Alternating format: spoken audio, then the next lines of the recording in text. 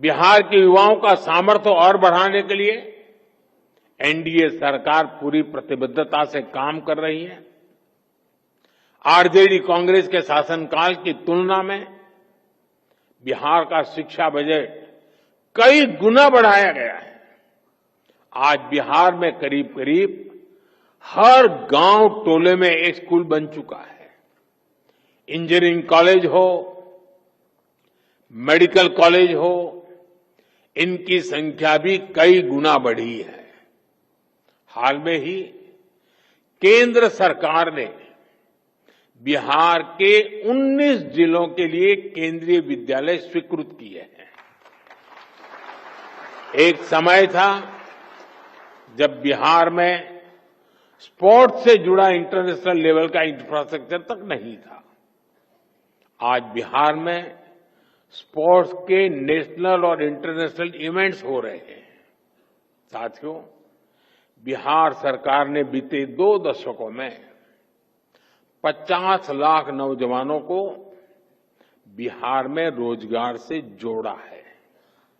बीते कुछ वर्षों में ही करीब 10 लाख पक्की सरकारी नौकरियां बिहार के नौजवानों को दी गई है। ये समय बिहार के युवाओं के लिए डबल बोनस का भी है। इस समय देश में जीएसटी बचत उत्सव चल रहा है। मुझे कोई कह रहा था कि बाइक और स्कूटर पर जीएसटी कम होने से बिहार के युवक बहुत खुश हैं। बहुत से युवाओं ने तो इस धनतेरस को ये खरीदने की भी प्लानिंग कर ली है। मैं बिहार के देश के युवाओं को उनकी जरूरतों की ज्यादातर चीजों पर जीएसटी कम होने की भी बहुत बहुत बधाई देता हूं। साथियों, जब स्किल्स बढ़ती है, देश आत्मनिर्भर होता है, निर्यात बढ़ता है, तो रोजगार के अवसर भी बढ़ते हैं।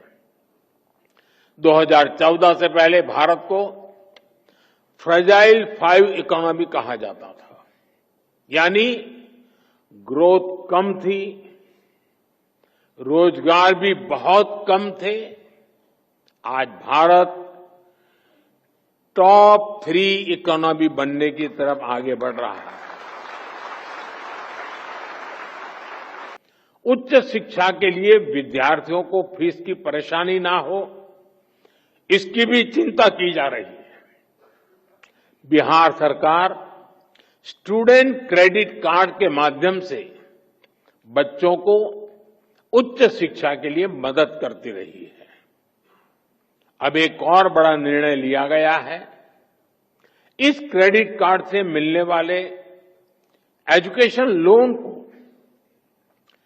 इंटरेस्ट फ्री कर दिया गया है, ब्याज मुक्त कर दिया गया है।